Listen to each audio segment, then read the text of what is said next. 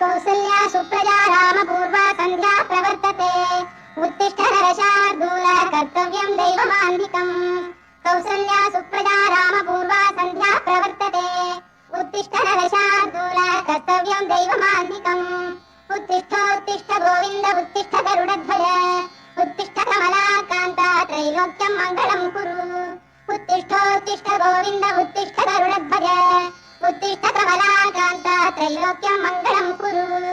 मातः समस्त जगतां मधुकैरभारे वक्षो विहारी मनोहर दिव्यमूर्ते श्री स्वामी निःश्रुत जनप्रिय दानशीले श्री वेङ्कटेश दयिते तव सुप्रभातम् मातः समस्त जगतां मधुकैटभारे वक्षो विहारिणि मनोहर दिव्यमूर्ते श्री स्वामी निःश्रुत जनप्रिय दानशीले श्री वेङ्कटेश दयिते तव सुप्रभातम् तव सुप्रभातमरविन्दलोचने भवतु प्रसन्नमुख चन्द्रमण्डले विधिशङ्करेन्द्रवनिताभिरर्चिते वृषशैलनाथ दयिते दयानिधे अत्र्यादि सप्तऋषयः समुपास्य सन्ध्याम् आकाश सिन्धु कमलानि मनोहराणि आदाय पादयुगमर्चयितुं प्रपन्नाः शेषाद्रिशेखर विभो तव सुप्रभातम् पञ्चाननाब्द भव षण्मुखवासवाद्याः त्रैविक्रमादिचरितं विबुधास्तुवन्ति भाषापतिपठति वासर शुद्धिमारात् शेषाद्रिशेखर विभो तव सुप्रभातम्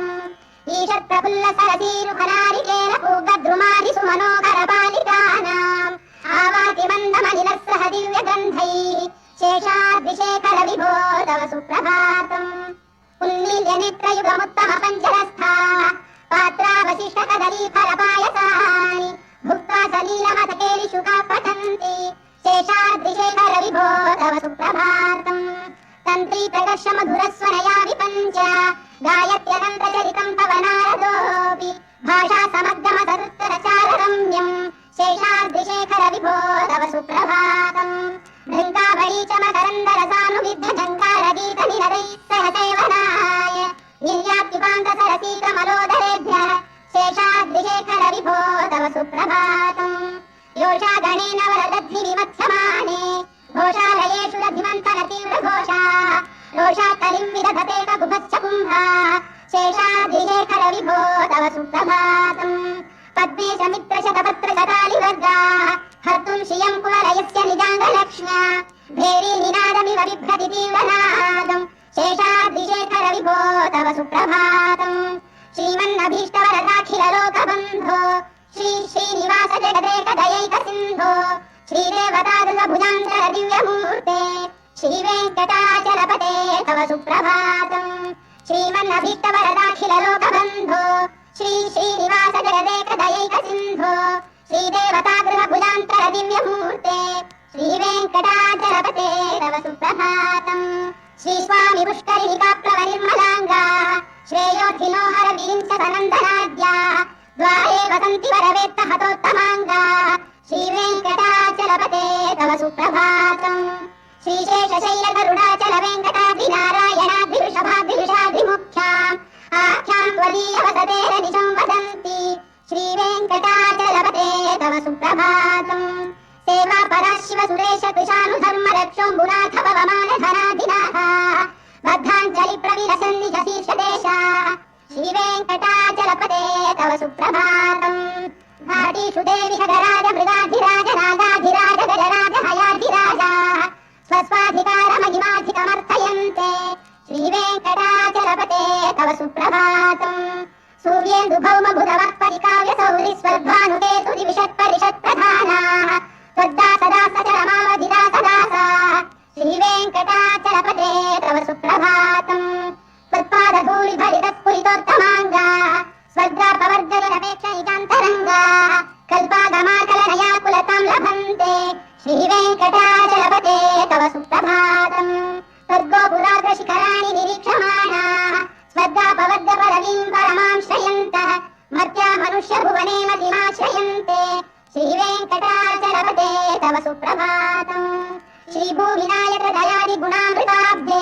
देवादिदेव जगदेक शरण्यमूर्ते श्रीमन्ननन्त गरुडादिभिरक्षिताङ्घ्रे श्रीवेङ्कटाचलपते तव सुप्रभातम् श्रीपद्मनाभ पुरुषोत्तम वासुदेव वैकुण्ठ माधव जनार्दन चक्रपाणे श्रीवत्स चिह्न शरणागत पारिजात श्रीवेङ्कटाचलपते तव सुप्रभातम् कन्दर्पदर्पहर सुन्दर दिव्यमूर्ते कान्दाकुजाम्बुरुहकुड्मललोल दृष्टे कल्याण निर्मल गुणाकर दिव्यकीर्ते श्रीवेङ्कटाचलपते तव सुप्रभातम् मीनाकृते कमठगोल नृसिंहवह्निम् स्वामी परश्वत तपोधन रामचन्द्र शेषांश रामय दुनन्दन कल्किरूप श्रीवेङ्कटाचलपते तव सुप्रभातम् लीलालवङ्ग घनसार सुगन्धि तीर्थम् दिव्यम् वियत्सरिति हेम घटेषु पूर्णम् धृत्वाद्य वैदिक शिखामणयः प्रविष्टाः तिष्ठन्ति वेङ्कटपते तव सुप्रभातम् भास्वानुदेति विगतानि सरोरुहाणि सम्पूरयन्ति निनदैक्यगुभो विहङ्गाः श्रीवैष्णवा सततमर्थितमङ्गलास्ते धामाश्रयन्ति तव वेङ्कट सुप्रभातम् ब्रह्मादयः सुरवराः समहर्षयस्ते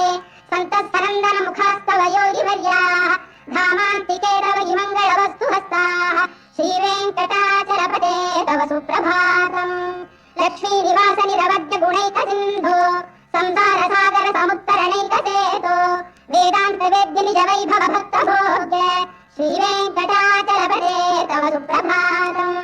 लक्ष्मीनिवास निरवद्य गुणैक सिन्धो संसार सागर समुत्तरणैक सेतो वेदान्त वेद्य निज वैभव भक्त भोग्य श्रीवेङ्कटाचलपते तव सुप्रभातम् इत्थं वृषाचलपतेरिह सुप्रभातम् ये मानवाः प्रतिदिनं पठितुं प्रवृत्ताः तेषां प्रभातसमये स्मृतिरङ्गभाजाम् प्रज्ञां परार्थसुलभां परमां प्रसूते इत्थं वृषाचलपतेरिह सुप्रभातम् ये मानवाः प्रतिदिनं पठितुं प्रवृत्ताः तेषां प्रभातसमये स्मृतिरङ्गभाजाम् प्रज्ञां परार्थसुलभां परमां प्रसूते कमलाकुचूचुकुङ्कुमतो नियतारुणितातुलनीलतनो कमलायतलोचन लोकपते विजयी भव वेङ्कटशैलपते कमलाकुचूचुकुङ्कुमतो नियतारुणितातुलनीलतनो कमलायतलोचन लोकपते विजयी भव वेङ्कटशैलपते सचतुर्मुख षण्मुख पञ्चमुख प्रमुखाखिल दैवतमौलिमणे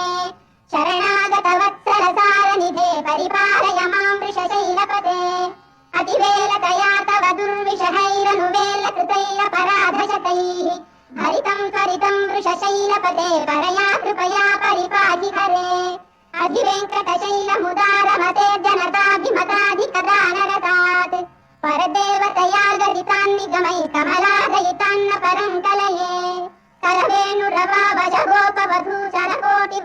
करवेणुरवावशगोपवधूचरकोटिवृतस्मरकोटिसमात् प्रतिवल्लविकाभिमतात् सुखरात् वसुदेव सुतान्न परं कलये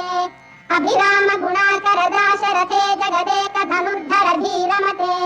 रघुनायक राम रमेश विभो वरदो भवदेव दया जलदे अवनीतनया कमनीयकरं रजनीकर चारुमुखाम्बुरुहम् रजनीचर राजतमोमिहरं महनीयमहं रघुराममये सुमुखं सुहृदं सुलभं सुखदं स्वनुजं च सुखाय ममोघशरम् अपहाय रघुद्वहमन्यमहं न कथञ्चन कञ्चन जातु भजे विना वेङ्कटेशं ननाथो ननाथः सदा वेङ्कटेशं स्मरामि स्मरामि हरे वेङ्कटेश प्रसीद प्रसीद प्रियं वेङ्कटेश प्रयच्छ प्रयच्छ विना वेङ्कटेशं ननाथो ननाथः सदा वेङ्कटेशं स्मरामि स्मरामि हरे वेङ्कटेश प्रसीद प्रसीद प्रियं वेङ्कटेश प्रयच्छ प्रयच्छ अहं दूरतस्ते पदाम्भोजयुग्म प्रणामेक्षयागत्य सेवां करोमि सकृत्सेवया नित्यसेवाफलं त्वं प्रयच्छ प्रयच्छ प्रभो वेङ्कटेश अज्ञानिना मया दोषान् शेषान् विहितान् हरे क्षमस्वत्वं शेषशैलशिखामणे अज्ञानिना मया दोषान् शेषान् विहितान् हरे क्षमस्वत्वं शेषशैलशिखामणे ईशानां जगतोऽस्य वेङ्कटपतेर्विष्णोः परां प्रेयसीम् तद्वक्षस्थल नित्यवासरसिकां तत्क्षान्ति संवर्धिनीम् पद्मालङ्कृतपाणिपल्लवयुगां पद्मासनस्थां श्रियम् वात्सल्यादिगुणोज्ज्वलां भगवतीं वन्दे जगन्मातरम् ईशानां जगतोऽस्य वेङ्कटपतेर्विष्णोः परां प्रेयसीम् तद्वक्षस्थल नित्यवासरसिकां रसिकाम् तत्क्षान्ति संवर्धिनीम् पद्मालङ्कृत पाणिपल्लवयुगाम् पद्मासनस्थाम् श्रियम् वात्सल्यादि गुणोज्ज्वलाम् भगवतीम् वन्दे जगन्मातरम् श्रीमन्कृपाजलनिधे कृत सर्वलोक सर्वज्ञ शक्तनतवत्सल सर्वशेषिन् स्वामिन् सुशील सुलभाश्रुत पारिजात श्रीवेङ्कटेश चरणौ शरणम् प्रपद्ये श्रीमन्कृपाजलनिधे कृत सर्वलोक सर्वज्ञ शक्तनतवत्सल सर्वशेषिन् स्वामिन् सुशील सुलभाश्रुत पारिजात श्रीवेङ्कटेश चरणौ शरणम् प्रपद्ये आनूपुरार्पित सुजात सुगन्धि पुष्प सौरभ्य सौरभकरौ समसन्निवेशौ सौम्यौ सदानुभवनेऽपि नवानुभाव्यौ श्रीवेङ्कटेश चरणौ शरणम् प्रपद्ये सद्यो विकासि समुदित्वर सान्द्रराग सौरभ्य निर्भर सरोरुपसाम्यवार्ताम् सम्यक् सुसाहस पदेषु विलेखयन्तौ श्रीवेङ्कटेश चरणौ शरणम् प्रपद्ये रेखामयद्भट सुधाकर शाख पद्मवज्राम्बुशाम्बुरुहकल्पक शङ्खचक्रैः भव्यैरलङ्कृत कलौपर तत्त्वचिह्नैः श्रीवेङ्कटेश चरणौ शरणम् प्रपद्ये ताम्रोदर द्विपराजित पद्मरागौ बाह्यैः महोभिरभिभूत महेन्द्रनीलौ उद्यन्नखांशुभिरुदस्त शशाङ्कभासौ श्रीवेङ्कटेश चरणौ शरणम् प्रपद्ये सप्रेम भीति कमलाकर पल्लवाभ्याम् संवाहनेऽपि सपदिक्रममादधानौ कान्थाववाङ्मन सगोचर सौकुमार्यौ श्रीवेङ्कटेश चरणौ शरणम् प्रपद्ये लक्ष्मीमणीधरनुरूप निजानुभावनीलादि दिव्यमलिशीकर पल्लवानाम् आरुण्य संक्रमण तत्किरतान्द्ररागौ श्रीवेङ्कटेश चरणौ शरणम् प्रपद्ये निर्ज्ञानमद्भिः शिवादि किरीटकोटि प्रत्युत्पतित्तरवरत्नमः प्ररोहैः नीराजनाविधिमुदारमुपादधानौ श्रीवेङ्कटेश चरणौ शरणम् प्रपद्ये विष्णौ पदे परमयुक्तिविरक्तशंसौ यौ मद्धौ उत्सयति भोग्यतयाप्युपातौ भूयस्तदेति तव पाणितरप्रतिष्ठौ श्रीवेङ्कटेश चरणौ शरणम् प्रपद्ये पार्थाय तत्सदसारथिनात्वयैव यौ दर्शितौ स्वचरणौ शरणम् व्रजेति भूयो विमख्यमिहतौ करदर्शितौ ते श्रीवेङ्कटेश चरणौ शरणम् प्रपद्ये मन्मूर्धिकार्यभणे विकटाटवीषु श्रीवेङ्कटाद्रिशिखरे चिरशिश्रुतीनाम् चित्तेऽप्यनन्यमनसाम् सममाहितौ ते श्रीवेङ्कटेश चरणौ शरणम् प्रपद्ये अम्लानदृश्यतवनीतरकिरणपुष्पौ श्रीवेङ्कटाद्रिशिखराभरणायमानौ आनन्दिताखिल मनोनयनौ तवैतौ श्रीवेङ्कटेश चरणौ शरणम् प्रपद्ये प्रायः प्रपन्न जनता प्रथमावगाह्यो मातुस्तनाविव शिशोरमृदायमानौ प्राप्तौ परस्पर तुलामतुलान्तरौ ते श्रीवेङ्कटेश चरणौ शरणम् प्रपद्ये सत्त्वोत्तरैः सततसेव्यपदाम्बुजेन संसारतारकदयार्द्रदिगञ्चलेन सौम्योपयन्तु मुनिनाममदर्शितौ ते श्रीवेङ्कटेश चरणौ शरणम् प्रपद्ये सत्त्वोत्तरैः सततसेव्यपदाम्बुजेन संसारतारकदयार्द्रदिगञ्चलेन सौम्योपयन्तु मुनिनाममदर्शितौ ते श्रीवेङ्कटेश चरणौ शरणम् प्रपद्ये श्रीशश्रिया धरिकया त्वदुपाय भावे प्राप्ये त्वयि स्वयमुपेय दया स्फुरन्त्या नित्याश्रिताय निरवद्य गुणाय तुभ्यम् शान्तिं करो वृषगिरीश न जातु मह्यम् श्रीशश्रिया धरिकया त्वदुपाय भावे प्राप्ये त्वयि स्वयमुपेय दया स्फुरन्त्या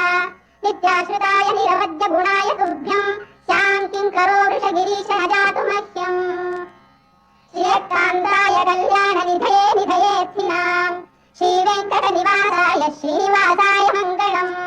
श्रीयकान्ताय कल्याणनिधये निधयेऽर्थिनाम् श्रीवेङ्कटनिवासाय श्रीनिवासाय मङ्गलम् लक्ष्मी सविभ्रमालोक सुभ्रू विभ्रम चक्षुषे चक्षुषे सर्वलोकानाम् वेङ्कटेशाय मङ्गलम् श्रीवेङ्कटाद्रिशृङ्गाग्रमङ्गलाभरणाग्रये मङ्गलानाम् निवासाय श्रीनिवासाय मङ्गलम्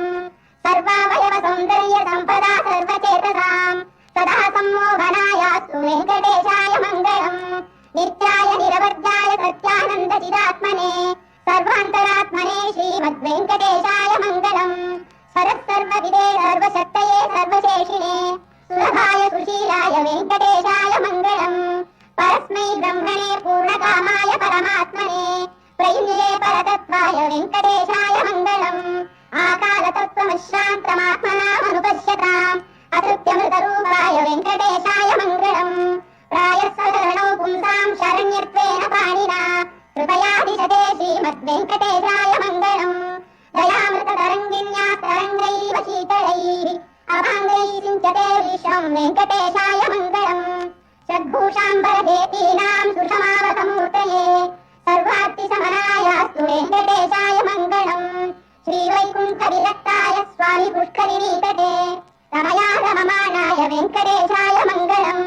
श्रीवैकुण्ठविरक्ताय स्वामि पुष्करिणीतटे रमया रममाणाय वेङ्कटेशाय मङ्गलम् श्रीमत्सुन्दरजामातृमुनिमानसवासिने सर्वलोकनिवासाय श्रीनिवासाय मङ्गलम् मङ्गलाशासनपर